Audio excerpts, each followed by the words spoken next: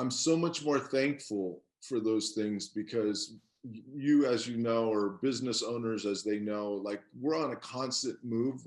We used to put 12, 16 hours a day. There was a time I didn't have a day off for 7 years.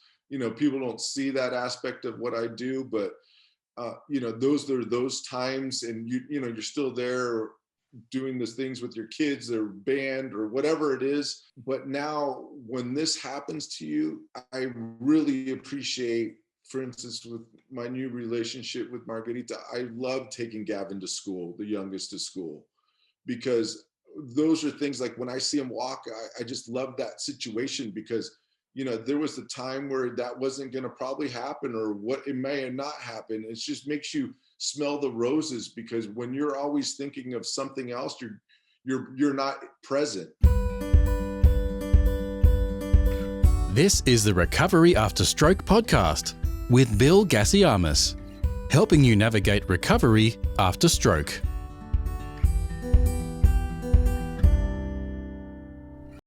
Hello and welcome to Recovery After Stroke, a podcast full of answers, advice, and practical tools for stroke survivors to help you take back your life after a stroke and build a stronger future. I'm your host, three-time stroke survivor, Bill Gassiamis. After my life was turned upside down and I went from being an active father to being stuck in hospital, I knew if I wanted to get my life back, the recovery was up to me. After years of researching and discovering, I learned how to heal my brain and rebuild a healthier and happier life than I ever dreamed possible. And now I've made it my mission to empower other stroke survivors like you to recover faster, achieve your goals, and take back the freedom you deserve. If you enjoyed this episode and want more resources, accessible training, and hands-on support, check out my Recovery After Stroke membership community, created especially for stroke survivors and caregivers. This is your clear pathway to transform your symptoms, reduce your anxiety, and navigate your journey to recovery with confidence. Head to recoveryafterstroke.com to find out more after this podcast. But for now, let's dive right into today's show. This is episode 170, and my guest today is Mark Sanchez. Mark experienced a major car collision that led to a dissection in one of his arteries that eventually led to a cerebellum stroke. Mark Sanchez, welcome to the podcast. Thank you, Bill. How are you doing today? Doing good, man. Thank you for being here. For somebody who's very private, you're about to be very vulnerable, and you're about to put it all out there for everyone on the planet to hear if they wish. Tell me a little bit about your motivation first to get on the podcast. Well, you had a friend of mine, Christina DeVille, on earlier on their podcast. And when she had her stroke, a friend of mine reached out to me and said that she had a stroke. I didn't know it happened. So, I was corresponding back and forth, helping her because I had it happen to me prior to her. And so I just wanted to be there as, a source of backing, because this is such a difficult journey that you go through when you have these things happen to you. So when I saw her, I said, I'm a pretty private person, and like I don't tell people, what's going on too much. So when I saw her on here, and I said, what, I think will help me in my recovery to talk about it and not, put it somewhere else or just, be the tough guy of the situation, right? Like, oh yeah, I could handle anything. So I saw it, and it was really endearing to me. So in turn, me helping her, she helped me. That's the beautiful thing about it, me trying to help her help me. Fantastic, man. Yeah. So that's the interesting thing about the podcast as well. I thought I was doing it for everybody else, which I am, but I get a lot out of it as well. And that's kind of unexpected. So I really appreciate that you did take the leap to put yourself out there and go down this path you've never been before, which is you're not revealing anything that most people don't know about life or about human beings. You're revealing some of your innermost feelings, I'm imagining, which is maybe something that you don't get to do that often. And I'll speak for men, a lot of men don't do that very well. They don't share very well. And it is a bit of a burden for some men to think that they can't share. And for the men who want to share, to not be able to know how to do that and not know what happens afterwards. Not much happens afterwards after you're vulnerable and share. Not much happens except you feel a little bit lighter, and most people respond positively. The negative comments don't usually come, and when they do come, if they come, they're coming from people who are even more affected or even more suffering or struggling than you are. So tell me a little bit about what happened to you. So it was a very unique situation. Ultimately, I'll start from the car. I had a car accident. My business partner and I, we were in Las Vegas. A car hit us. We had some damage, and being tough guys again. Oh yeah, we're good. Figured it out. And then I started developing neck pain, and so I was getting adjusted, and then not putting blame on anybody, but I was getting my neck adjusted. And so what happened and I'm just going to fast forward to when it all occurred to me, but that's the prior story. You can go in detail to that forever. But so what happened, I was having neck pains and I was getting adjusted, and I was, working. I own a business, so I was working quite a bit, always long hours. And I said, oh, I'm going to go get adjusted. And next thing you know, I felt like my ear was to the right side of my foot. I couldn't lift my body up straight. I was getting ready to go see the chiropractor for my neck, and it hit me in my bedroom where it was like such a powerful force pushing my ear down to the right side of my body. And I said, and I'm in healthcare, senior healthcare, so I understand about strokes and things. And I knew what was happening to me, but I couldn't articulate because of what was happening. And at the time, I had a girlfriend named Danielle, and she said, look, you're having a stroke. And I told her I was having a stroke. And she said, you need to get to the hospital right away. Well, my brother and I worked together. We're business partners. It's a family business at the time. And I called him and I said, look, you need to come get me. I was able to put some words together. I need to go to the hospital, which is very close to where we live. And he says, no, call the ambulance. And I knew not to call the ambulance because being in the business, a young man that can't be articulating, my arm to the ground, like I knew those are all critical moments in getting to the hospital. And so I'm like, no, you need to come get me, because they're going to sit there. They're going to set up an IV. I know the system, like they're going to try and do their due diligence, of course, so they have some information by the time you get to the hospital. So, and then that gets generally transferred from the first minute, the fire department, then the ambulance, then the hospital. So my brother got me and got to the hospital right away. And since I deal with this hospital quite a bit, Dr. Volpe, who I've known for quite a long time, happened to be the neurologist there. And, when we got to the hospital, my brother said he's having a stroke. I get into the room. From when I felt the effects into getting a CT scan, 40 minutes. So it was very critical for me. And so by the time I got back to the room, Dr. Volpe says, I'm having what's called a cerebellum stroke, because it's equilibrium. It has nothing to do with the atrophy of muscles or paralysis on one side or another. It's all left and right. So then they get me right to the ICU, and I'm in the ICU within 52 minutes. And speaking to my brother, of course, I don't really know what's happening at this point. I'm just feeling like someone's got a knife in my brain, that I felt a direct pain. And so I'm not sure, but Dr. Volpe and my brother said, lucky we were able to get the clot buster, because it was a blood clot that went to my brain. It started in my artery, went 80% of my artery, then directly to my right side cerebellum. So it sounds like you also had a tear in your artery. That's correct. Then that's how this all... A dissection. Yeah, this is the dissection. Absolutely correct. And so I'm in ICU, and, being the man I am, I said, look, I'm all right, you guys. But literally, I had a computer and a nurse there. And I guess what they were telling my family is we were lucky to get that out. But, he's got 30% chance. He still could bleed to death.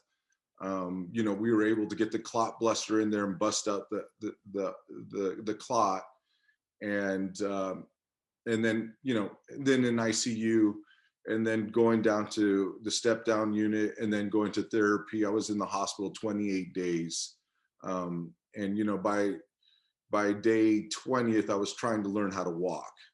So basically it just went from that to, I'm worried about walking, and I just ran 12 miles the weekend before, and it's kind of my thing, and worked out at the gym, and don't do drugs. I don't no alcohol too often, just socially, of course. I smoke pot once in a while with, here and there, but I don't do drugs, and I don't drink alcohol and consume it on a daily basis. I consume a lot of water. So it was very shocking for me to be in that, hospital bed and thinking, oh my God, is this my next existence? Where I just feel like I just can't straighten up my body. And it was so, I felt so weak, because I've always been able to kind of get myself out of whatever physical situation it is, but it just brings you to your knees when you can't straighten yourself up to just take a step or two. Yeah. You're similar to a lady who I interviewed, Clodagh Dunlop, way back in episode 37. You're going to be episode 170 or something. And actually episode 38 was Clodagh. And she's a police officer, and she had a mild collision during the course of her work. It wasn't a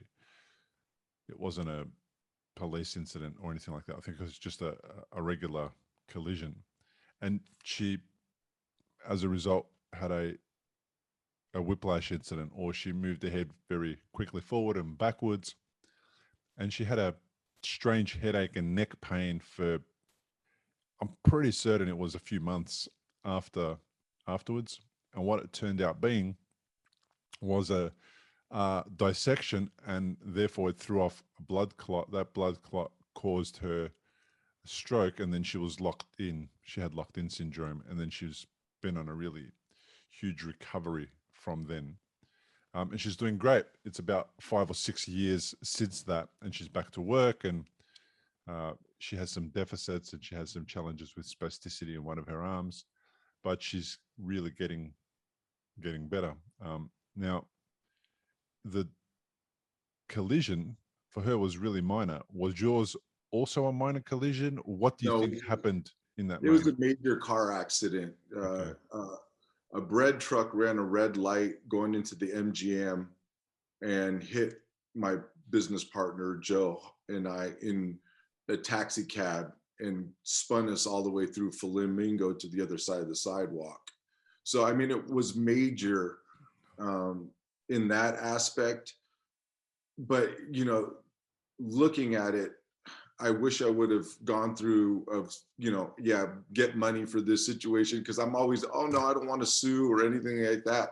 I do recommend, if you're in a car accident, you make sure that it's not for just that moment, it's later. It could be, a year later, because this happened. It took a couple of years before this occurred, so it wasn't where this was something that happened right away after the car accident. This happened years later. Okay, and it was just because it finally, the last adjustment or whatever I had is what they think, they still don't know, sparked that to happen. Okay, so had you had headaches in those years? Oh yeah, I've never had headaches in my life. I would have headaches and then neck pain constantly. And then now, since this has happened, I've never had headaches or migraines. Now, since this has happened, I get migraines, Yeah. Did you, headaches. is it standard practice to be taken to hospital after a collision like that for you to be checked out, for the people that were involved to be looked at? And we did, and we went to the hospital. But what happened was, which is a very unique situation, is they left us there for hours, like on these neck braces on a hard table. They never moved us. And by the time they got to us, or I'm like, hey, we're okay, let's go. You know what I mean? And they left it there really a long time, so long that I was in more pain from the apparatus that I was in than the accident. And so yeah, it was quite quick, really. Yeah. So you were in and out, and Retrospect, I handled that completely wrong. I really did. I should have really stayed there, got checked out, followed through everything. But I'm if I feel okay, I'm gonna keep going. Like, that's just been my life's motto. yeah, yeah, An ignorant motto, because men have that bravado. I don't know why, but men don't like to go to doctors to see them if they're sick or whatever. And I think women, they're so much better at it, is because they have to go. They go see the GYBM, you know what I mean? And so, like, they're used to going to the doctors, and men's like, I'll wait till it falls off. You know what I mean? Before you start seeing a doctor. yeah. I know So what you mean. yeah. It's look. I think it's just simply because we're just shaped differently. We're not designed to be nurtured, to be nurturing. So women are nurturing, therefore they also do self-nurturing better. They also do self-care better. They're meant to be that way. This is my scientific approach to this whole situation. Men, we're not supposed to be really that nurturing, although I enjoy being, and I love supporting my family and my kids and all that kind of stuff. But even then, it's a bit kind of tough love. We do the tough love. Come on, you'll be right. Get over it. Move on. And it's nothing. It's just a flesh wound. And then what we do is the same thing to ourselves. So we struggle to get to therapy, to hospital, to get somebody to care for us. We just shrug it off. And I find that one of the hardest things with the podcast is getting men on. Yeah. I mean, I can reach out to women all over the place all day, every day, and they'll all say yes, and they'll be on in a heartbeat.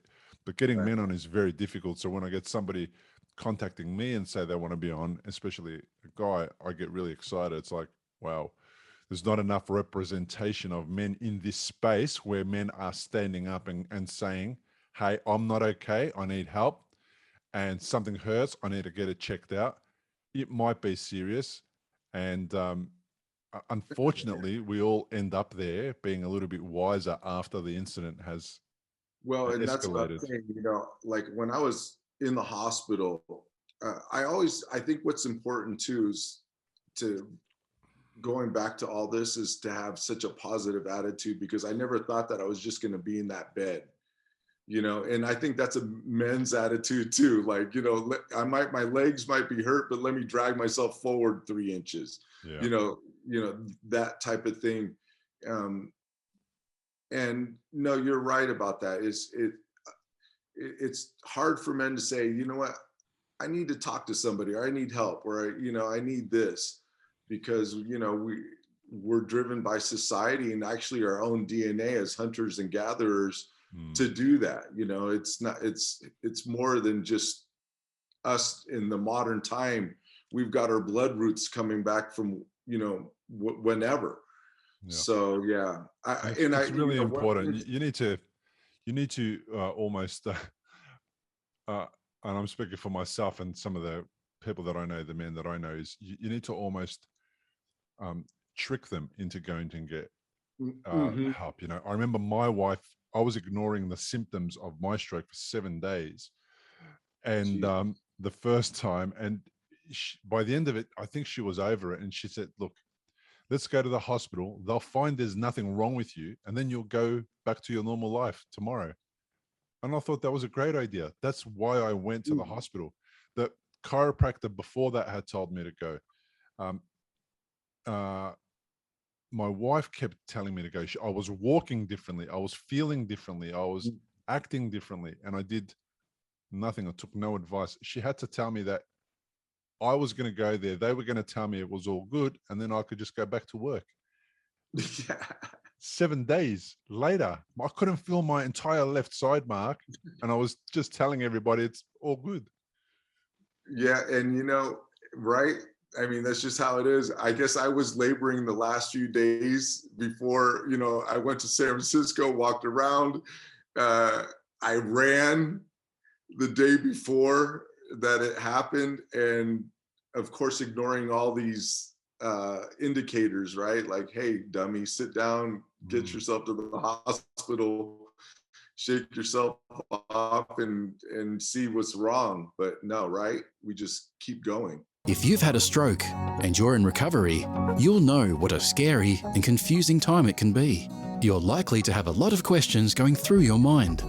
Like, how long will it take to recover? Will I actually recover? What things should I avoid in case I make matters worse? Doctors will explain things, but obviously you've never had a stroke before. You probably don't know what questions to ask. If this is you, you may be missing out on doing things that could help speed up your recovery. If you're finding yourself in that situation, stop worrying and head to recoveryafterstroke.com, where you can download a guide that will help you. It's called 7 Questions to Ask Your Doctor About Your Stroke.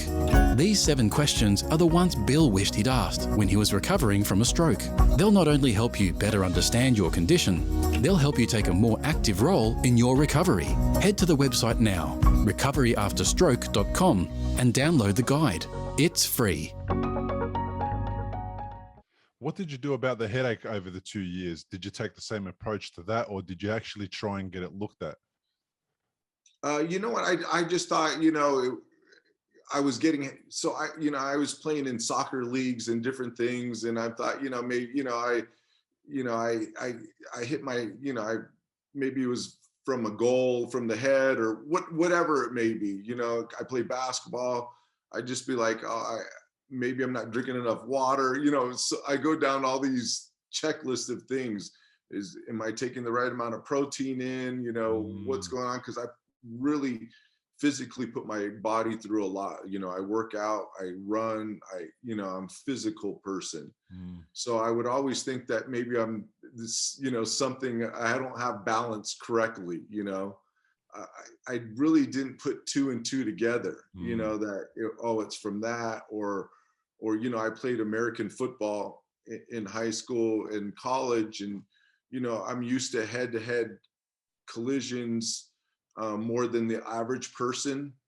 And so, there's that too. So it was, a unique venture of, I'm used to getting these things happening to me. Maybe it's just something I'm taking wrong or eating wrong. Yeah. But then, that was the indicator. It really was. I think when I think of those things, I would implore people to please go see the doctor when they start getting headaches and it's not normal, or like, their shoulders so tight, like they can't move their neck, like they should get checked out. Because, if I would have caught this before, which Dr. Volpe said was going to be almost impossible, just because of where the cerebellum is behind that, behind a thicker plate of your skull. So I would have to get what's called a CTA CAT scan, where it goes through the density of the bone. So that's why it's a very unique, cerebellum is very unique, very special spot. Yeah, right. And not only that, you're not even aware of what to ask for, what to do, the complexity of this. It's so ridiculous. Most of us are not from a medical background. There's no way of actually knowing, unfortunately. What we got to do is just go off off our hunch, our gut instinct, rather than our head. Instead of trying to work our way through the checklist, it's like checking with your body. Your body's telling you, it's even showing you because your balance is off and your head is hurting. I mean, that's a classic sign that something's not right. Bill, it's even worse for me because I've been studying the brain for quite a long time due to what we do in senior healthcare. We deal with a lot of stroke victims, people that fall and hit their heads, traumatic brain injuries. Like, I hate to say it, it doesn't even being in that field and knowing what's happening, sometimes you're so focused, you have no peripheral vision. Yeah.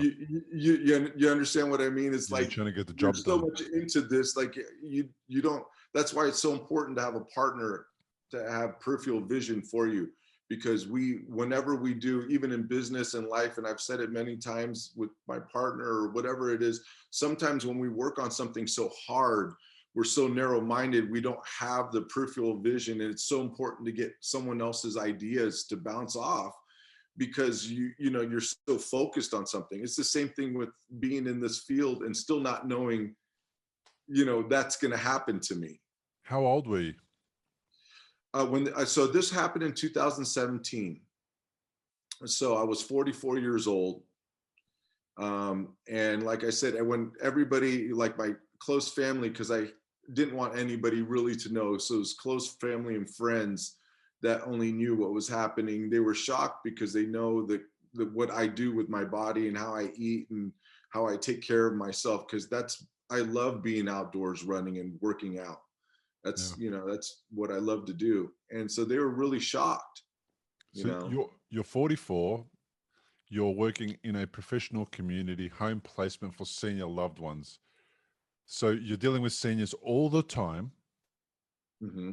And you've never seen a stroke survivor at your age. You only ever see stroke survivors who are seniors, right? So you're not doing the connection. You're going, yeah, this doesn't make sense. It doesn't add up. But what you know now is that stroke doesn't discriminate. Everyone can have a stroke at any age. And what's so crazy is, like, I understand, like, why people don't want their kids to play football, even though I love the game or whatever, because you can, not all of us are designed properly. And the brain itself, it's held together by fluid. Like, there's nothing like, any protective measure. Our skull is the protective measure. And every time you get a contact and your brain compresses against your skull, now you have some kind of damage and issues. And, I came from a family of martial arts. So I've always had, hand-to-hand combat, getting hit in the head, and all those things are like normal, right? But when you really start understanding the brain even more, I thought I knew something about it. I didn't know a damn thing until this happened to me. Then you understand the severity of, listen, you fall and hit your head, it's an automatic trip to the hospital. Don't tough it out. Like, don't think that you're okay, because you don't know how your head or your brain has gone against your skull and what kind of bruising, damage, or, one little blood vessel that's leaking could be your life. Yeah. So yeah, it's a unique situation. Yes. It's very unique, and there's no real way to, I suppose this podcast tries to do that, is educate people, but there's no real way to get people who are not stroke survivors to be listening to this podcast. Yeah. They're not really paying attention. They don't really care. So hopefully what we're doing is, by doing this, is somebody who knows you will listen to this episode, who's not a stroke survivor, who wants to hear your story, so that they can then maybe trigger themselves later on down the track if they happen to come across somebody who is going through something strange. And you know what? It's more than, I call it a blessing and a curse. Really, it's a blessing in the aspect that, like, I learned, okay, I sold off my business here, and I got bought out, and was on my way to recovery. But it also gave me an attitude like, I don't have time for minimal stuff. Mm. It really, unleashed a beauty in my life where I don't really put up with stuff. I call it a backpack. I don't put my backpack full of stress. I'm going to do what I'm going to do. And I'm going to take care of my family and the people that I love. And I'm not going to be bothered by little things. Little things don't bother me anymore. They used to bother me. But when you've put in a situation where your life's in jeopardy, and then, like I was saying, I had to learn how to walk again, and I was going to therapy, and, here's a 200-pound, 6'1" guy learning to walk. I couldn't turn around. At the time, my girlfriend Danielle and my best friend Tony and Andrea were there. When I was with the walker learning how to walk, I didn't know how to go back. I didn't know how to turn the walker around. It was mind-numbing things, like that aspect of not being able to turn so now when someone says, "Oh, I don't like you," or what, I don't. Have a great day. You know what I mean? Nothing, because I think back to that moment, how raw and how vulnerable, and how, a moment's time changes your whole life. Yeah. It's a line in the sand moment, and you realize that you're not here for long. You're here for a short amount of time. It could just as easily have been over if we didn't have the kind of medical help that we have in this day and age in the Western countries. I mean, neither me or you would have been here. And every other person I've had on the podcast, let's face it, none of them would have been on my podcast. It wouldn't exist. And it's so unique that you say that. I was even more blessed, first of all, being in the business that I am. I live right by 3 major hospitals. That doesn't work. Like Dr. Volpe said, if I would have waited any much longer, first of all, it's a very unique cerebellum stroke. I had, when they went through all the stroke protocols, I passed them all. The only thing that first, I had a 20-something year relationship with Dr. Volpe and the nurses that were inside there, Mark and Jeremy, who I've spent many years working with them. The nystagmus was the only thing that was showing that I had the stroke, or they would send people home. So a lot of times with the cerebellum stroke, only 3% are cerebellum strokes. They're very rare. And what happens with that is they exude somebody that has a migraine, and they send them home, and they usually pass from the cerebellum stroke more than they do any other stroke, because it doesn't show any paralysis, or weakness, or whatever it may be. Yeah. Did the lack of balance cause dizziness and nausea and those types of issues for you while you were recovering, and even now? Is it still an issue now? So it took me a while to start walking again. And, I went to the physical therapist, and then it slowly, as it healed, because, obviously now you too have a dark spot on your brain. Mine just happens to be the cerebellum. And in the cerebellum, there's only 2 cerebellum. It's the only thing that you have 2 of your brain, a left and a right, just so you know, of cerebellums. So what happened is, once I got to feeling like, okay, I felt better than the physical therapist that was training, because I've been training my whole life, I moved on to working out by myself. But yes, I still do have an equilibrium issue once in a while. If something is dark on my right side and I'm going down I have to catch myself. And then from the issue, I still, which I didn't speak about, I have what's called a fusiform aneurysm still on my brain. And that's another subject. But when they found that, I go get tested every 6 months to make sure that it doesn't grow. It's in a very unique situation in my brain, and they can't just go out and get it out, because if they make a mistake, it's in my memory. I'll have no memory. So it's limited me to I can't play basketball anymore. I don't play soccer anymore. These things that are going on because I still have this fusiform aneurysm on my brain. And so with that, I get it checked out. If it goes any larger than it's at 4 millimeters, then I go definitely directly into the hospital and have it done. Or we're kind of waiting out to see as technology gets better. So that's kind of what I got going on still. So I'm living with something that, is unique to people too. That's why anytime head damage or anything, I got to go right to the hospital. Yeah. And uniquely, I only take a baby aspirin. That's all I take now. I was on a blood thinner before. I'm very fortunate. I just take a baby aspirin, and I eat well. Yeah, that's great. So I was going to ask you about your approach to sport now.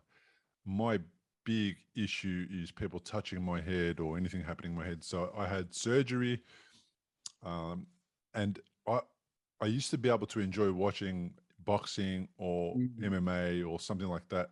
I can't even watch it now. Just seeing those guys get hit in the head, it makes my head hurt. Like I can't deal with it.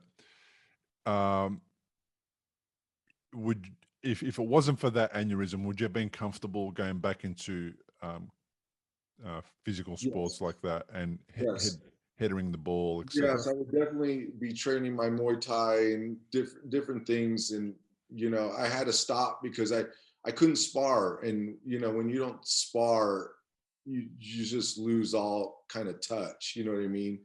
And then,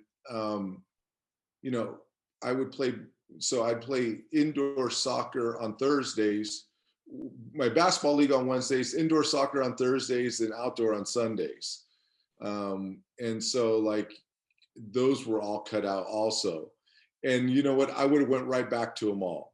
Going back to your question, yes, I would have went right back to it. I would have went back to all those different things. But you know what, it would maybe an ignorant thing to do, because now knowing what could happen to my brain, and I already have a situation where, one, we're more acceptable to strokes now. Now that you have one, you can have two. So it might be a deeper question if I had really that option. Yeah. Now that I know that I can't do it, I just play the games that, like golf and I run a lot and I lift weights and I, spar we have a heavy bags, whatever, at the gym, same thing, those things, but not where and I really I'm going to tell you, me personally, I miss that combat. I miss that force of two different bodies colliding. I've been raised on it my whole life. So to take it away was a major thing for me, because I love those things with a passion. Yeah. So how does your identity cops a hit, right? You go, before you go into hospital, you identify as this kind of guy, you come out of hospital and now you have to identify as a different guy. How did you handle that transition? How did that make you feel? I'm still dealing with it, and it's 4 years later. I miss these things greatly. And so I still do it. What we deal with, like I said, it's a blessing and a curse, because what we deal with is something very unique. One, it makes you work on yourself. And if we're not working on ourselves as human beings, what are we doing, right? Really, mates, your wife, your girlfriend, your kids, if we don't constantly work on ourselves, we're going to lose touch with one of them, right?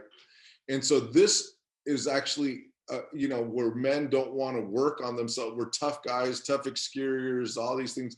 This constantly is a focus on working on yourself, because I have to do different things, and I don't want to be different with my family because I don't have that, collision on Thursday nights that I need, or sparring with somebody, because it causes you to think of those things. And I get sad. Sometimes I wish I could play those things, but then I always say, but I'm really blessed that I'm having a cup of coffee with my beautiful girlfriend, Margarita, and the kids, and whatever it may be, that I'm here doing that, because it could have been very well not here doing that at all. I wouldn't even have any understanding of what's going on, because you're dead. When you're dead, you're dead.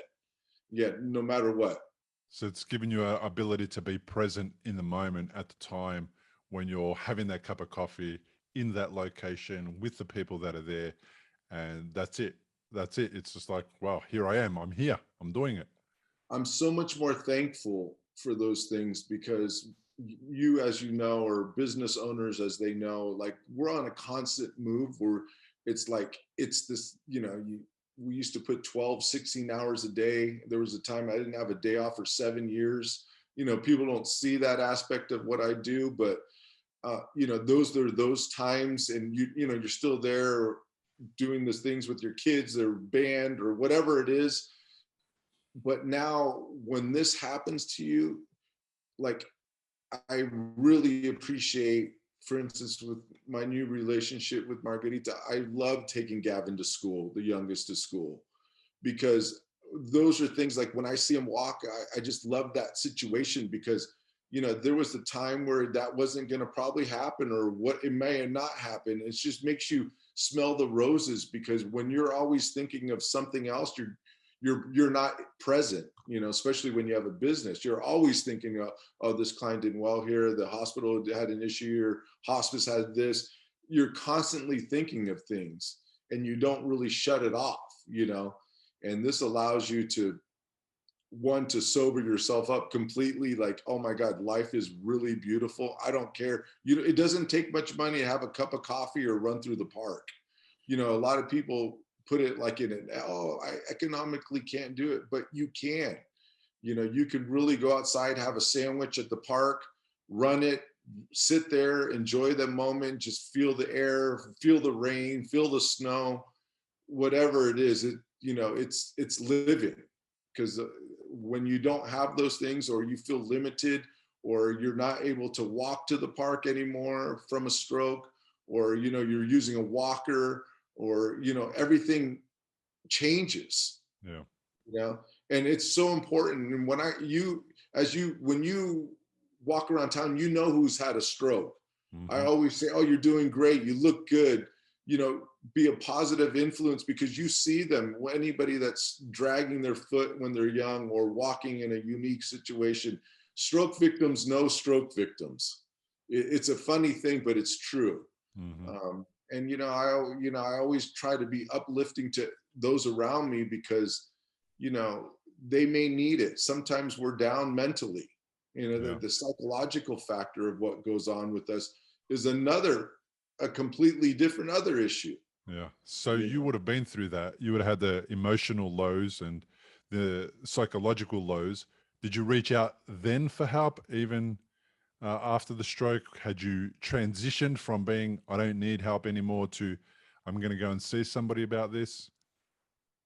I think what really happened is because my body responded so well, this is really the first time I've really spoken to anybody besides my doctors or my family. And even my family don't know the intimate details of things. I mean, they know, but they don't know every aspect. I still really haven't spoke to anybody about it. This is really the first time speaking out loudly to, at an extended time. People, this is what happened, I had to learn how to walk, but that's it. And then you move on. You know what I mean? If they do, to get to that situation. Yeah. But going back to it, I haven't really spoken to anybody about this often. And, really, I think the most important thing is that I did do it today. Because I try, since I was able to start walking and running and everything again, I feel like I'm okay. You know what I mean? But then really it took Christina, like I said, and see her on her podcast saying, Jesus, she's so brave. You know what? I'm next. Okay. I'm done. Like, trying to be the guy that everybody thinks he's got a shining armor or whatever, and shit don't stink, I like to say, or whatever. No, it does. It definitely does, and that's why I'm really happy that you reached out to me, Bill, and I was able to do this because I don't know. I almost feel better right now. Well, awesome, man. That's what it's all about. Like That's I almost feel true. It's like true. like I don't even understand it. I like just getting these things out feel better. I don't know how to explain it. I even feel a little better now. That's perfect. Really. That's a perfect way to explain it. So, and you know what? Do you have kids? Yes, I have going to be a 20 and 28-year-old, and then Margarita, which she's my girlfriend. I consider her my kids. We all live together. Yep. 19, 18, and 15. So, so the example you need to be setting is not one of stiff upper lip, is not one of we don't need to reach out for help, we don't need to do this. You're the elder in your family. You've got 5 kids that live with you or look up to you or hang out with you or know you, and what you got to do is you got to lead by example. You got to be a leader. You got to show kids that when shit gets difficult, when it gets hard, and there's and you don't have the resources to deal with this issue because you've never been in a weird situation before. This is the first time, for example, that they might be experiencing a strange situation in life. Reach out, get help, go and see somebody, get it sorted, take control of the situation. Don't let it derail your life one way or the other. That's really what your role is now, as well as looking after yourself. You've got to really be the leader. Yeah, and I 100%. I think if you speak to the kids, they would tell you that I say go get checked out, go out. And it's funny. I was always been that way with the kids even before that happened to me, but not to myself. And like I said, being in the industry of health, mental health is just as important, maybe even more important than it is physical health. And a healthy person is mentally and physically, and it's difficult to have those symbiotic working at the same time. And emotionally. Right, when somebody's not feeling good, I'm the first to say, hey, go visit somebody, go talk to a counselor or something. Yeah. And now it's my turn. Yeah, it's my turn. That's it. And that's the thing about giving somebody that advice and them looking at you going, but you never go. Like, why would I go? Yeah. It's really important to practice what you preach. Lead by example. Exactly. It's the only way to lead anybody, humans, kids, animals, lead by example. Yeah. Yeah. So I like to say that stroke is at least a 3-approached recovery. You got to approach the physical, which is the one that gets the most support, the emotional, which gets the least support, and then the psychological, which gets the middle of the range support. Because we're starting to talk about mental health issues and it's starting to decrease the stigmas, but I feel like the emotional side of it gets left behind.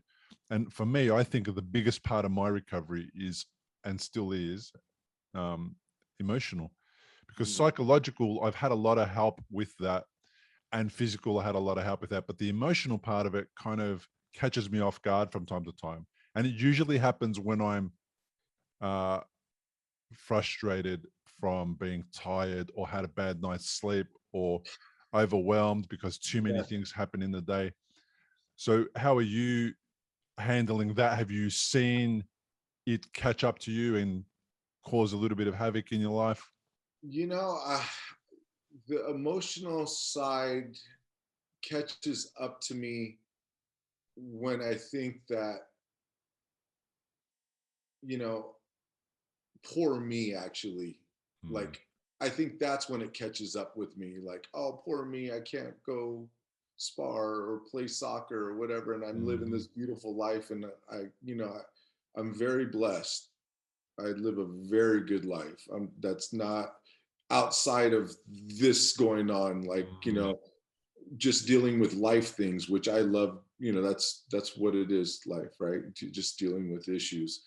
And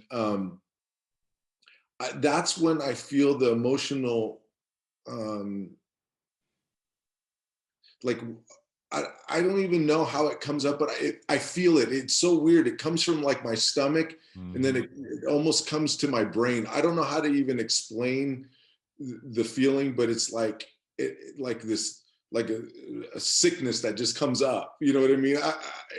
That's the only thing I could say. Like maybe if I was regurgitating something, you know what I mean? That feeling of that acid reflux, and it goes to my brain, then I start thinking about it, and then it clears. Do you notice it in your chest as well? Do you notice it? No, it's almost like it just through the digestion tract, like up, up to my brain. Yeah. And then I go, are you kidding me? Look, you're driving your car, you got everybody in the, what's wrong with you? And it's almost like I talk myself down from it. You know what I mean? And then it's gone. So it's kind of like, it sounds like it's again impacting your identity. It's like, I can't do this and I can't do that. Poor me. Yeah. And that's kind of impacting the way that your stomach feels, and then it bubbles up and comes out of your mouth, and then it goes away. But it sort of has to happen, and you have to have the experience. I have to go through that whole chain of event for that to get out.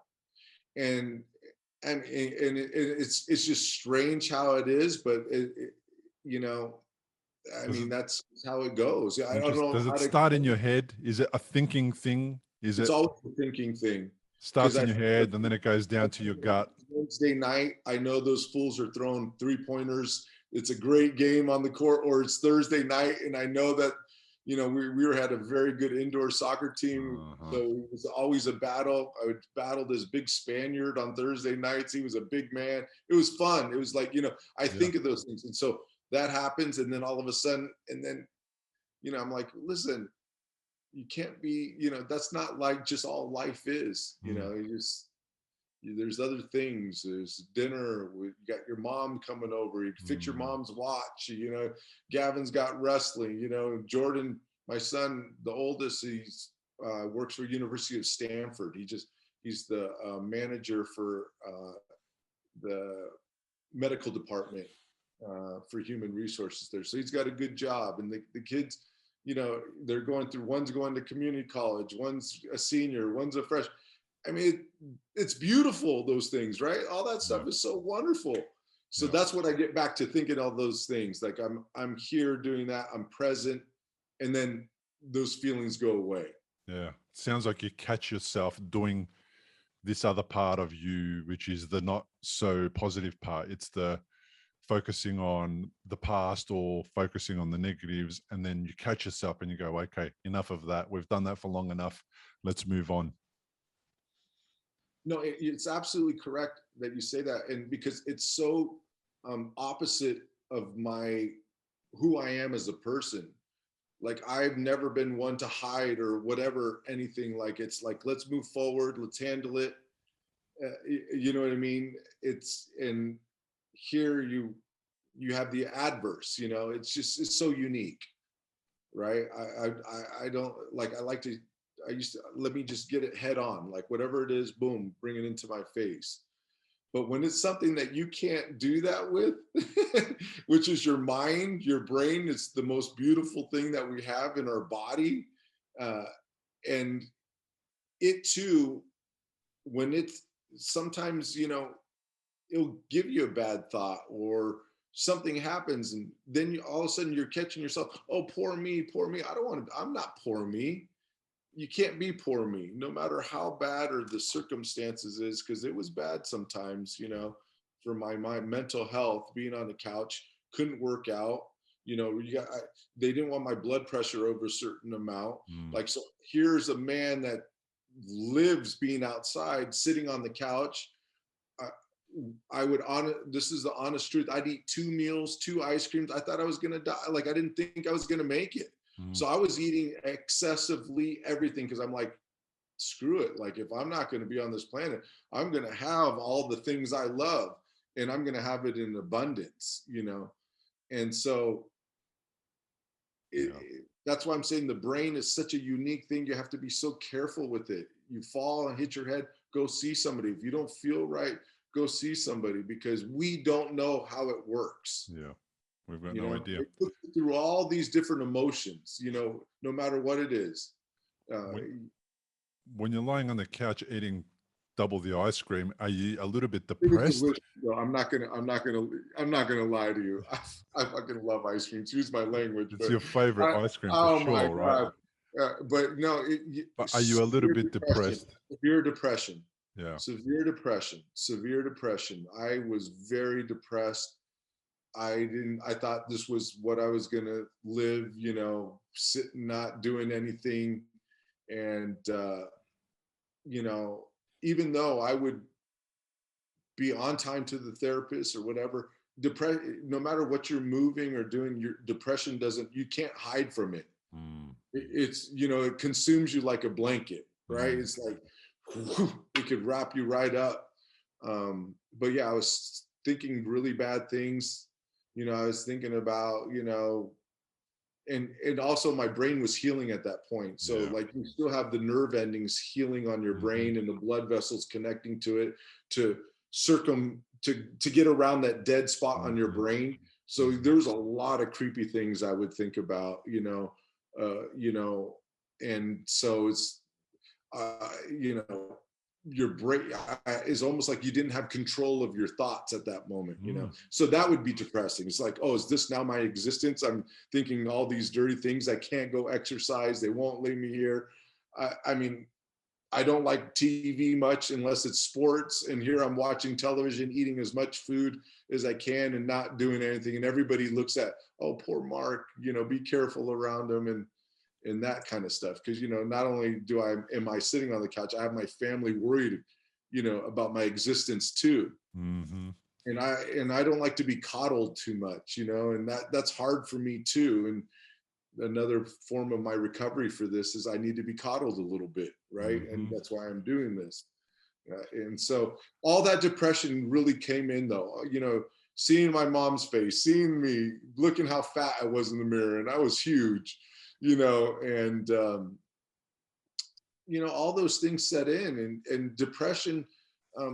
It's funny now that I never suffered from those things, but now that I understand depression, I have a lot more sympathy for myself and other people, because you know what, you can't stop them thoughts, and you have to do something to get out of it. I would took art class, or do whatever. I had to change my way I was thinking. Physical activity often helps people relieve some of the depression symptoms or feelings. Going out running. So you were really good at doing that. Firstly, exercise is creating endorphins and all the good neurochemicals and all that kind of stuff, and that goes away when you stop exercising. There's less of a creation of that, plus you're dealing from a stroke. So the combined attack of Mark is huge. It's like, I'm not getting these dopamine hits anymore. I'm not getting these endorphin rushes in the body, and I'm doing the opposite to what creates well-being for Mark. And now I'm lying down, and I'm also healing from this stroke thing. Now it had to happen. Like, you couldn't recover any other way. You couldn't go back to being the kind of physical person in that moment that you were before that, because that wasn't going to help you survive. But while you're in it, it's strange. You've got to have the rock bottom, don't you? If you don't get to rock bottom, you can't climb out of it. I got to rock bottom, and I had to get there to climb out of it, to look back and go, okay, before rock bottom, life was really good. At rock bottom, life was really shit. I know what I was doing at rock bottom for life to be shit. Part of it was healing. That, will give myself a break for that. But the other parts, I was really responsible for. I was able to shift rock bottom and climb out of it so that I'm somewhere near where I was before I had the stroke. And now I've got this real understanding of how much I can influence my body in a positive way. How much I can influence my mental health in a positive way. It doesn't mean that it doesn't catch up with me every once in a while as well. And I don't have shitty thoughts, and I'm not terrible to be around, and my wife doesn't think that I'm a bit of an idiot. But I'm always catching myself. So is that relatable? Is that kind of similar to how you felt? Absolutely. I mean, absolutely. Number one, I'm a better mate, lover, friend, businessman, everything if I can exercise, and any kind of exercise. So you're right when you say the exercise is what I would be able to get rid of the depression or other things that I'm dealing with, because I work hard working out, and it just makes me a better person. So you're right. When rock bottom, you have to get there. Like you have to say, you know, I like to say you're scraping your lip on the concrete. It's like, you know what I'm saying? You have to be that low to be able to start recovering out of it. You know, you have to feel, I don't even know the words to describe how low that feels. That emptiness, no imagination, which is crazy, no creativity, no understanding of what's going on or what matters, and nothing matters at all. I mean, you have to get to that point, or else you're never going to go up. It's almost like you think you're there too. Like when I was going through, I'm like, oh, they can't get any worse. You know what I mean? Because that's why I say scrape your lip on the cement. Yeah. You think you're there though, you know, you think you're there and you're not, it goes down. Yeah. And they say, oh, no, you can only do therapy 3 times a week because we're worried about the fusiform aneurysm on your brain. Because remember, I still have an aneurysm on my brain. So it was like, oh, so now what you're saying is I can't get therapy to start walking and my heart rate's got to be a certain thing. So I had to keep this monitor on me. Thank goodness I always have a low blood pressure and low heart rate. But then when I was doing my therapy, I had to have that on because now, you know, they're worried. So I'm like, oh, at least I'm going to therapy. No, we're going to suspend that for a second. Boom. And you go even lower. So there's actually levels. You think you're at it. Yeah. You may be at it, and then when you're scraping your lip on the concrete, you know you're at it. Yeah, you know you're at it. Yeah. Jim Carrey, the famous actor, said, you know, in one of these things that I saw online, you know, he says that depression is a time for the body to do deep rest, and what it's saying is like you're in a situation where. And maybe for him, it's coming from experience. I don't know. I don't know his story. And he says you're coming from a place where your body's telling you, like, I don't want to be doing this shit anymore. Like, I've had enough with this version of what's going on. And the only thing you can do is you have to shift it and change it to get something different. And what I like about physical exercise, it doesn't matter what kind you do. It doesn't matter if you're in a wheelchair. It doesn't matter if you're a hemiplegic, like just any kind of form of physical exercise. I've interviewed people who are hemiplegic, who are power lifters, who are only lifting with one side of their body. And one side of their body is really jacked and the other side of their body is completely not existent, atrophy, you know, no muscle, nothing. So what seems to me to be, what seems to be the case for me, and now for me to understand about some other people who are physically active, is that the physical activity kind of does the opposite of keeping you in depression from the point of view of it does the fight or flight response, and it gets you going away from the issue, the scary thing, the problem. So running is one of our natural instincts, right? Something scary happens, you go out and you run away from the thing that's behind you trying to get you or impact you negatively. And this exercise or sports seems to mimic this for humans who are normally sedentary. We don't do much. We sit in the car, we drive to work, we sit at our desk, we sit at our office, we sit at our table to eat.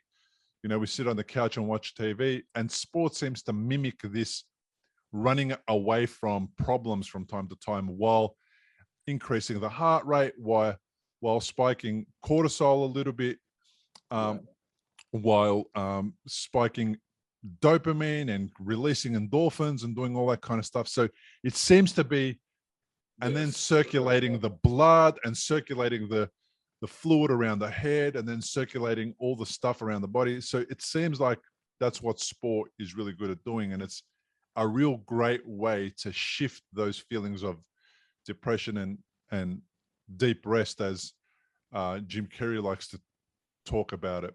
Do you feel like your golfing is a good replacement for the stuff that you were doing? Because it's probably also competitive and it's helping you still remain competitive. It is. I think running, because I can still run pretty good. It's funny because I would never really post these things on Facebook or Instagram, but I've ran to the coolest cities in the world. Like I would be in Greece and run into towns, and like I did this after the stroke, but I've ran all over the world from Korea to Central America. And I started posting these things on Instagram and Facebook, or that I've ran like in Italy and Greece, and it'd be every once in a while, or I'm running here. But I don't think people understood the reason why I was posting those things is like, one, that I recovered from a stroke, because it was a way for me to like, do it. And no one knows that, actually, to be honest with you. But those are the things I was posting. And the other day, my friend at the gym, Fernando, says, you know what, Mark, you should keep posting those things. Those are really cool things that you're posting. It gets you motivated to go do something. And I didn't even realize it, but that I was trying to, in a way, tell people like I'm having an issue. I'm posting these not family pictures or vacations. I'm posting me running, saying a few things and running. And that helps me the more than golf. Golf, I still love it because I need the competition of golf. When I run, I try to pass people up on the road. Like they don't even know I'm playing a game, and they don't even know they're in my game. I ride a bike, like, cause I'll ride bikes for long ways and stuff. They don't even know that they're part of my game. You know what I'm saying? But my mind's playing the game because I have to. It's exactly what you're saying. Like, I have to play these mental games for me to feel like I'm competing in something, because I'm always been the competitive person. And I no matter what, golf, running, and there's a lot of other things I still do, but it doesn't compete with getting punched in the face, or playing basketball and, playing with the boys, or playing soccer, getting kicked in the stomach and the shin. I know that sounds barbaric, but it's necessary for people that are in a physical competition type nature. Yeah. And then that's why people have such a hard time retiring. Athletes and whatever, they understand that level that they're at will never be the same. They'll never be at that level again. And recovery is the same thing, except for now my level is people don't even know that they're running against me and I'm running or riding a bike against me. And definitely, thank God, I belong to a men's club in golf, and that competition is big for me. I don't like to lose, but yeah, it's not physical. How good are those strangers helping you beat them? And they don't even know that you just beat them, and you just ran past them, and you're faster than them, and you're quicker than them. And what's funny is they kind of, after a while, you kind of know when you're working somebody, you're on the trail and you're working them, and you're catching up to them, and then you got them, and and then you go by them. They're so necessary. They're beautiful people. They're beautiful. They're, to me, it's just part of life. Like, joie de vivre, live life. You know what I mean? And they don't even know they're in the game. They don't even know that you've just beat them. And you're keeping going, and hopefully they see you on the way back. That type of thing. I love it. I interviewed Juan Gonzalez on episode 163, and he on Instagram calls himself the Central Park Runner. And he had a stroke 11 years ago when he was 21 or something.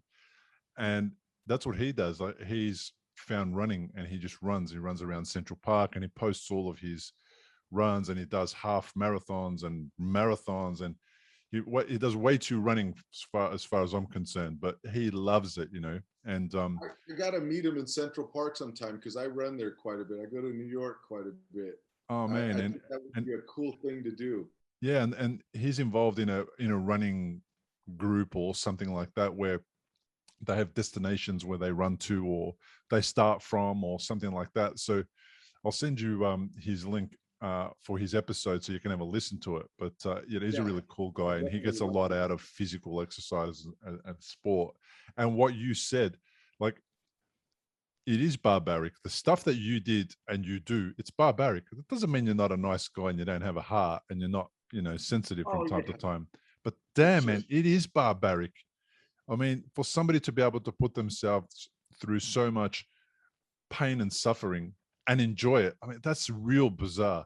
I often think about and you don't have to explain it, and it's okay. And I'm not saying you need to explain it, but I often picture myself getting into a ring, knowing that I'm actually going to get hit and be okay with getting hit. Man, I can't grasp that concept. My son does a little bit of jiu-jitsu, and I know a lot of people that do jiu-jitsu and all that kind of stuff. And I'm like, how do you walk into the ring knowing that you're going to get hit and you're okay with that? Like, I appreciate it a lot. It's a beautiful thing, because really, it's just like anything else in life. It's like once you do it and you're done it more. So I always, besides the ring or whatever, your brain never forgets, right? That's the most important thing. It's like, you do it one time, you get used to it, you get in the ring, and then it's like normal passage. You spar with somebody one time, it's like normal. When you know that you could run 3 miles, finally your brain, you ran it. It's like easy to run 3 miles. It's like we condition ourselves just like anybody else. It has nothing to do that somebody is tougher than the other person, because it's not. It's a lot of fear going inside there, right? It's just managing your fears. But it's the conditioning. It's like repetition. Like, when you touch this, I'm touching this 1,000 times, I'm going to be fluid, doing it. But once I've done it once, I know I could do it again. And I think that's kind of what happens, in it. And, I did it more as training more than into the fight game. Like, those people are very special people to get in there and have the whole arena see you. And, I'm nowhere near anything like that. Mine has always been a lifelong, just keeping myself in shape. Something happens to me or my family, you know what I mean? I'm going to do the best in that moment, type of situation. My dad was technical advisor of the San Francisco Wing Chun Kung Fu team for many years. I've had many hold pads, hit, all those things, but not a true fighter. Just somebody that I did it just like running or playing basketball or whatever. It's just something that I do to keep myself healthy. Yeah. But your son, and like mine, Gavin, the youngest, he's in jiu-jitsu and wrestling, and it's just like any kind of other sport that you play. That's a pitcher against the batter. You know what I mean? A shooter against the defender, or even in basketball, once you've done it a few times, you're going to get used to doing it, and you're going to be able to do it. Yeah. Does all of the training that you did up until your stroke, has it actually been something that you've drawn on to help you in your recovery? Yeah, everything that I've ever done in my life helped me in the recovery. Really, I couldn't be very pinpointed of one thing. One, I had Christina at John Muir Hospital, the therapist that took care of me. She saved my life, and she won't say that, but she did. I couldn't even tap my foot on a color. Like, they would have like 5 colors in front of you, and they say, okay, take your right foot and tap it on yellow. I couldn't do it. I just couldn't do it. Or they say tap your foot, and I would slide it, is those type of things. And I think she was the main focus of my recovery, in the aspect that she had confidence in me at that moment, even when I was at my weakest point. You know what I mean? And I think that was majorly more than any of the other things, because those just became physical things. And I've always been able to be physical. It was more that somebody was at that moment when I couldn't touch my toe. And then my business partner, Joe, he was there at my therapy sections too. I love those two people. And I couldn't tap the color with my foot, knowing that says, no, don't worry, we'll get it. At least you're lifting, you're walking, you're moving. You're not tapping, but you're walking. You're not tapping, but you're moving. You're not tapping, but you lift yourself up. That there, I think, was more critical, because I knew somebody that understood what I was going through had my back. Yeah. And so I think I focus more of that aspect of, for when I'm down or whatever, for recovery, than all the physical natures. I've just been, I've really been working out my whole life, so my body's in physically good shape. And so I'm used to like training and running and all those things. So I think it was more that aspect, that one-on-one touch, that knowing somebody was there for you, was more to my recovery than any of my physical nature. And that's hard for me to say as a man, that it was the kindness of a physical trainer who was tough. I'm not saying that, but she had the right words. It was the right person at the right moment, almost. It's who I needed at that moment. And I think I attribute more to my recovery to that moment, and her knowing that at my most vulnerable point, someone believed in me. And I'm going to be all right. It's going to work out one way or another. I may not tap it. It may be a year before I tap that orange, but I will do it. I think that aspect of it. Yeah. We need other people in our recovery. You can't do it alone. You need people for sure. How did you meet Christina DeVille? What's the connection there? We were friends. My wife and her and friends, all of us were friends way back. We didn't spend very much time together, but I've known her. I've always known her, and she's, by the way, a wonderful person. And so Lisa, a friend of hers that's very close, I was on my couch getting ready to go to the gym, and she said, Christina had a major stroke and she's in the hospital. Do you think you could reach out? And I said, of course I could, and so I just started texting her. One, we've known each other, but we haven't seen each other, which is interesting. When I go to Vegas next time, I got to meet up with her, because I've been texting with her since she's been in the hospital, until the other day, and let her know that I was doing your show, and that I was thankful and that she helped me to do this, because I saw how brave she was to get on here and do, this podcast that you have. And I think it's the most amazing, that you have going on here, because helping people is major in this. And so we just would text back and forth, and we have, there's a lot of things that you need somebody else that's kind of been through it help, because no one understands, the psychological, the physical nature, is your family just wants the best for you. So they say certain things, but they don't really understand what's happening. Like, there's times where, I'm like, I don't know if I could do this. And I have to admit, at the time, my girlfriend, Danielle, she was very pivotal, is a different person than I am with now in my recovery. She helped out quite a bit, and her, and how I decided to reach out too is one of her friends had a stroke and reached out to me at the time. I didn't really take advantage as much as that I should have at that time. His name was Wyatt. He's actually does the, I forget what foundation he's with stroke. But anyways, he reached out to me. And so I reached out to Christina. And when I reached out to Christina, we would go back and forth, and we were friendly enough to talk about intimate things and not intimate things, because it's difficult, like, and I'm so proud of her, of what she's doing, because one, she's always been and is a beautiful person, and seeing her fight the fight with with the difficulties and setbacks that you get from what you're doing is amazing. And so, we just would be, the last, I guess, a little bit over a year now, we've been texting back and forth, and you know what? It's shame on me, because the next time I'm in Vegas, I got to see her. But it's really nice to see that she's flourishing in the way that she is, with life and physical, and don't want to get too much into her life story, because she could speak it better than I. But Yeah, it's really amazing to see what she's gone through and where she's come from.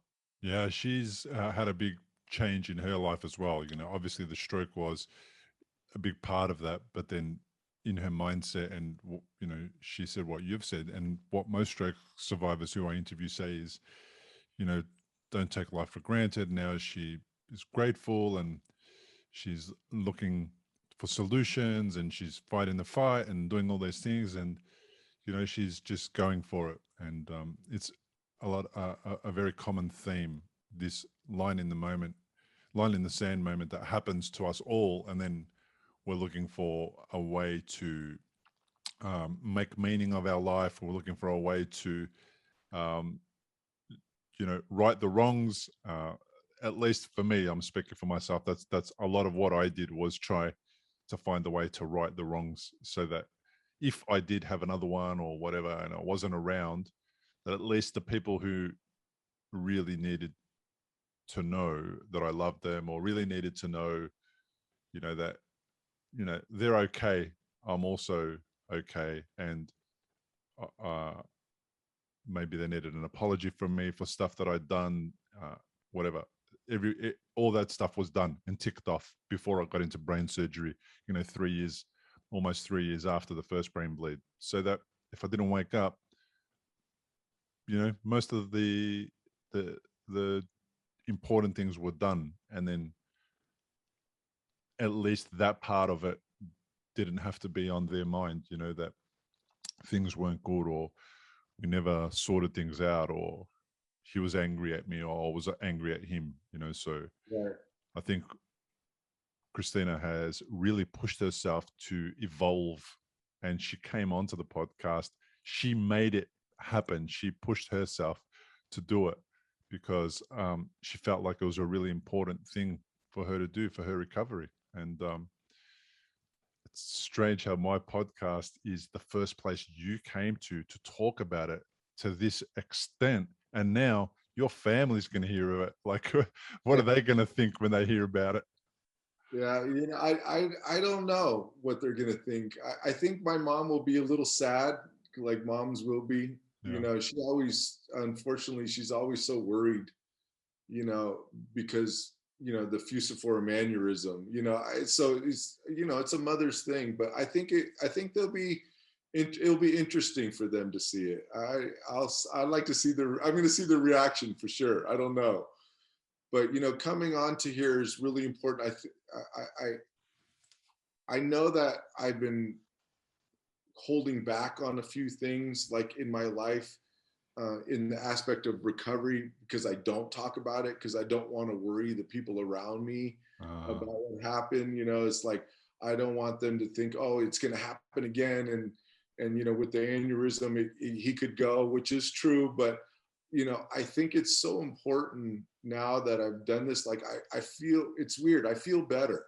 Yeah. And I know it sounds strange, but I think only people that understand that us stroke victims, we sometimes get locked in our own brain, and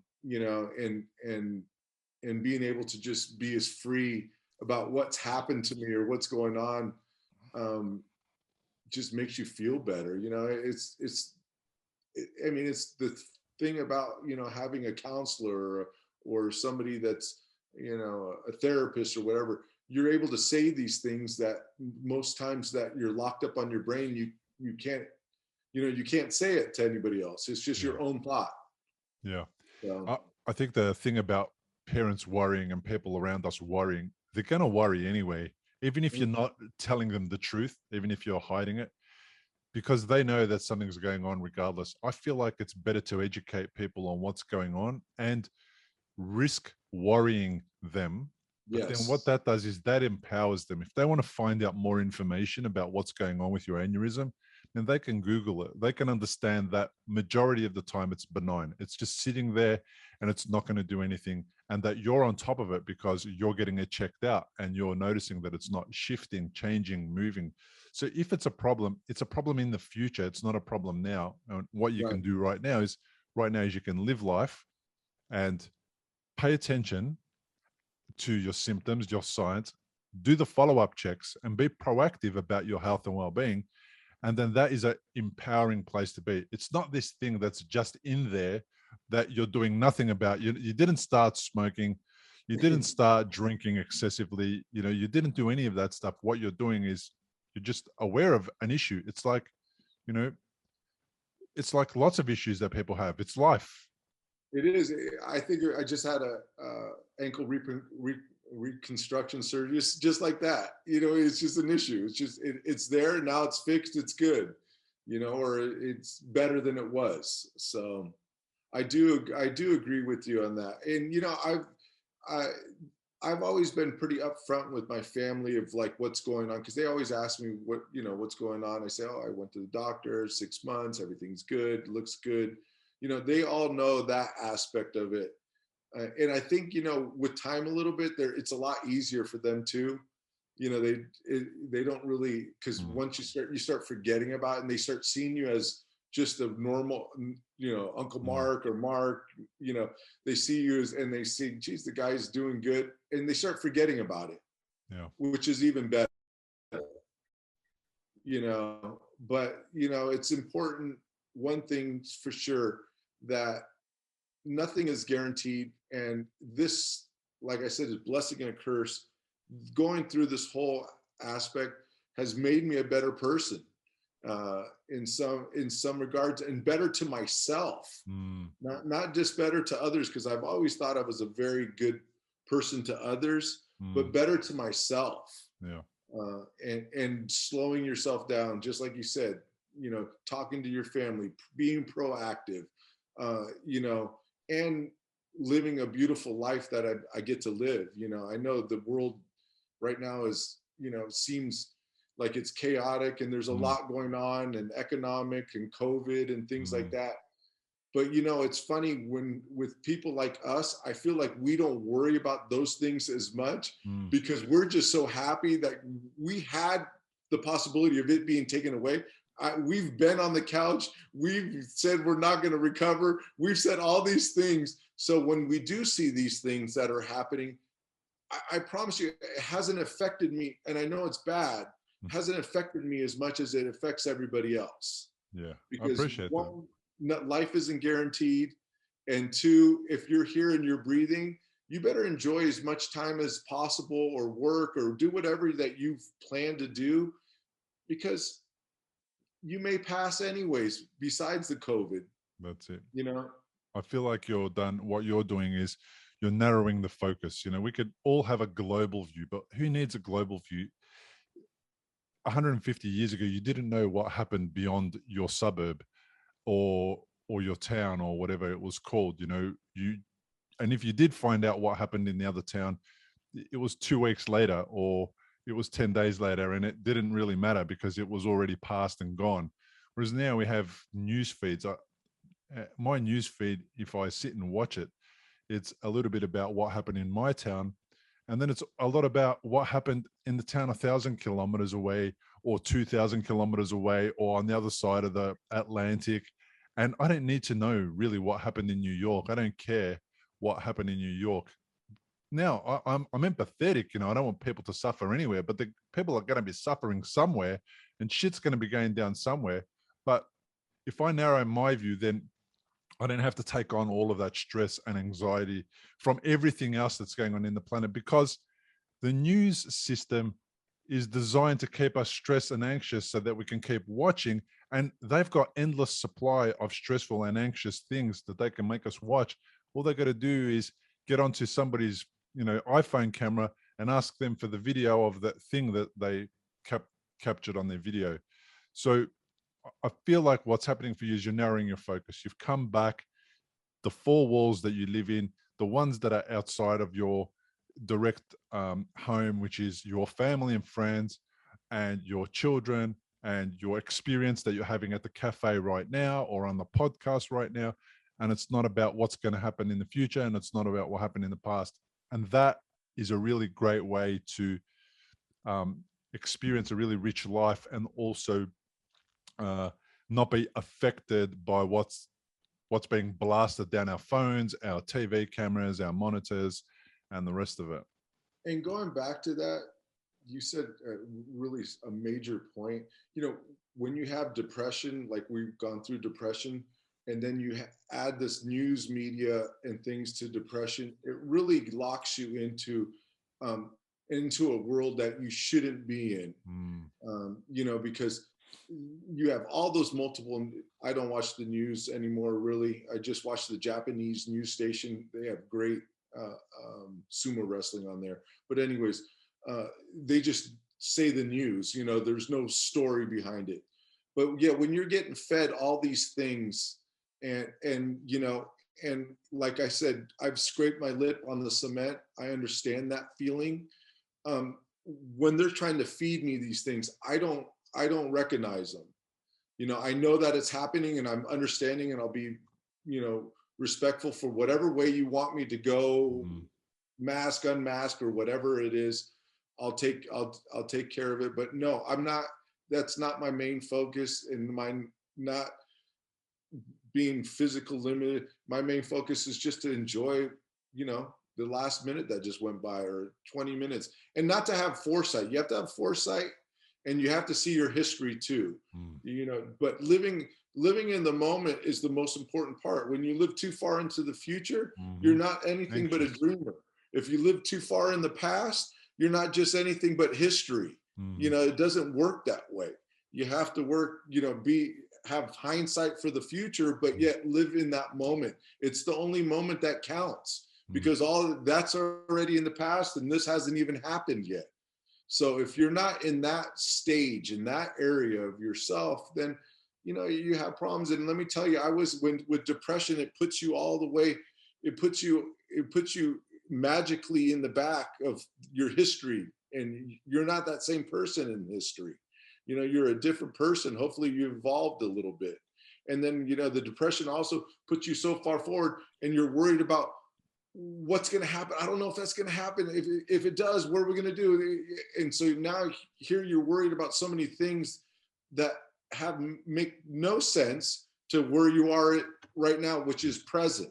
And I really think that's why I say what happened to me is a gift and a curse, because now I understand that, I understand you have to know what the history is so you don't make the same mistakes, and you have to have foresight, for, the future, but living here is the most important thing. Yeah. Really. I agree. On that note, thank you for reaching out. Thank you for doing what you did to put yourself out there and talk about this thing for the first time in depth.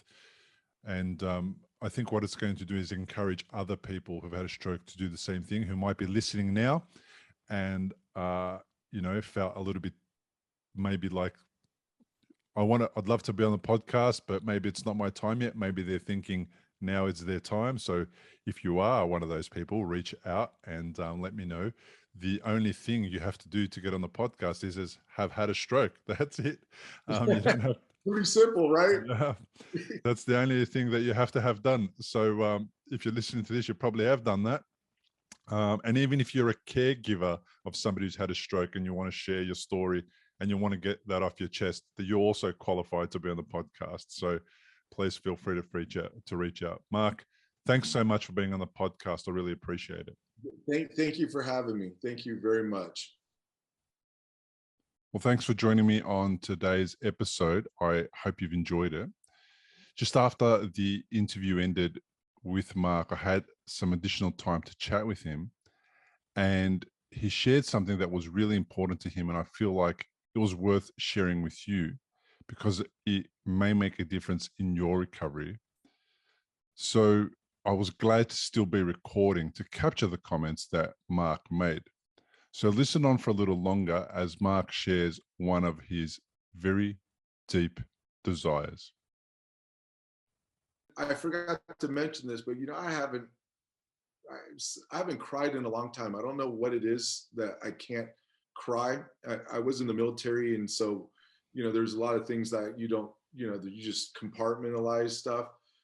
But I felt like this would be, I forgot to say this, but this would be helpful for me to want, like, I want to cry. Sometimes, like when my son got his job at Stanford just recently, I wanted to cry and be so happy, but I couldn't get it out, and I felt like, what, Wow. This is something that might help me to get forward. And I really appreciate you. I thank you very much. You can come on and let me know when you've cried, man. You can let me know what that was like, because I imagine it is going to happen at some point. I hope so. I'm not kidding you. I hope so. And I would love to come on and tell you about it. I tell my poor Margarita all the time, I say, I can't cry. I want to cry. Wow. Like really cry, not just tear, like just, let it out. You know what I mean? Sounds like it's going to be a big relief to you. It feels like you're talking about it going to help you cleanse and be relieved in some way. Yeah, definitely. Do you ever wish there was just one place to go for resources, advice, and support in your stroke recovery? Whether you've been navigating your journey for weeks, months, or years, I know firsthand how difficult it can be to get the answers you need. This road is both physically and mentally challenging, from reclaiming your independence to getting back to work, to rebuilding your confidence and more. Your symptoms don't follow a rule book, and as soon as you leave hospital, you no longer have medical professionals on tap. I know for me, it felt as if I was teaching myself a new language from scratch with no native speaker in sight.